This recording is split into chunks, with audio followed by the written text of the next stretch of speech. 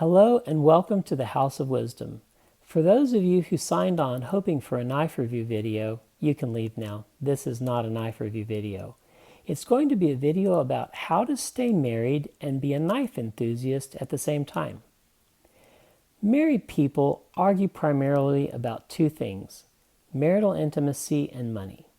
I can't help you with the first, but I can help you with the second as it relates to knife collecting and hobbies in general. When speaking with our wives, it's always best to ask questions rather than to make statements. And it's best to start with the general, then move to specific.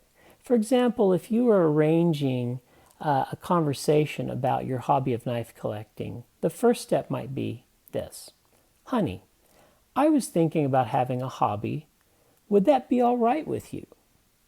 And if she says that that's okay, you can proceed to step two, which would be, what are your thoughts and feelings about my having the hobby of knife collecting? And if she's okay with that, you can proceed to next step three, which involves setting rules and boundaries for the hobby. The boundaries need to include specific on time and money. For example, one of the things you would need to discuss is how much time weekly should be devoted to the hobby. Another thing that would need to be discussed would be how much money should be spent on the hobby. And should that amount involve a net or a gross amount? For example, some people will have a $100 limit knife hobby, and that means that you would buy maybe a couple of Kershaw knives a month, and that's okay. No shame in that.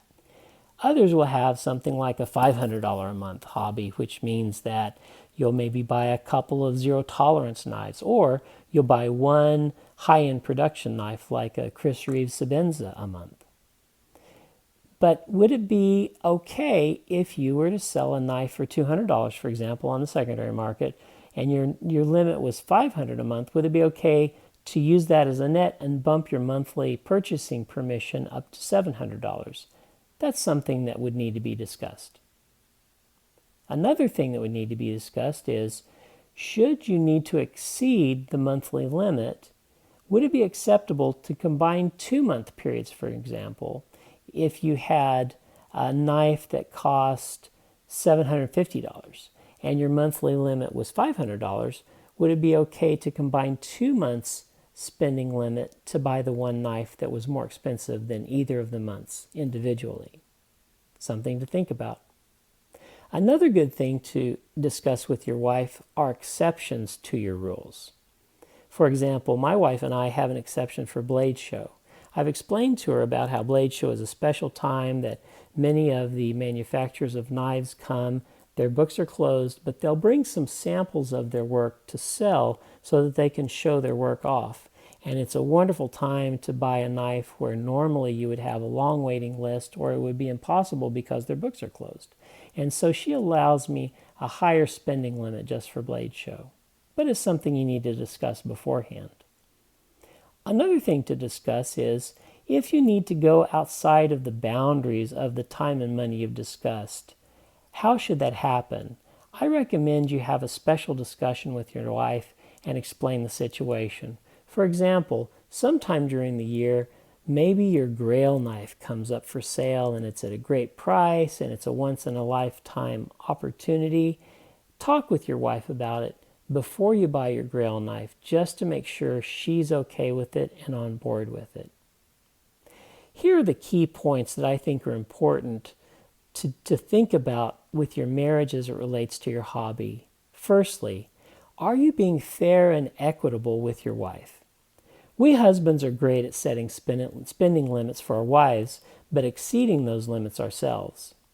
You have to think, if she were to want a hobby as expensive as your hobby, would that be okay with you? Secondly, are you being open in attempting to create a space for the hobby that both you and your wife feel comfortable with?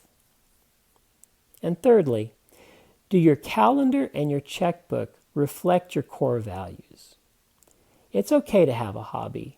Some men have hobbies of playing golf and they spend money on green fee. That's okay. Other men have hobbies of knife collecting, and that's okay too. But you want to make sure that your hobby remains in a healthy balance, and that you're being the person that you want to be. Well, I hope you've enjoyed the video and that it's given you something to think about. If you have any wisdom on the topic that you would like to share with the community, please let us know in the comment section below. Together, we can become wiser and better.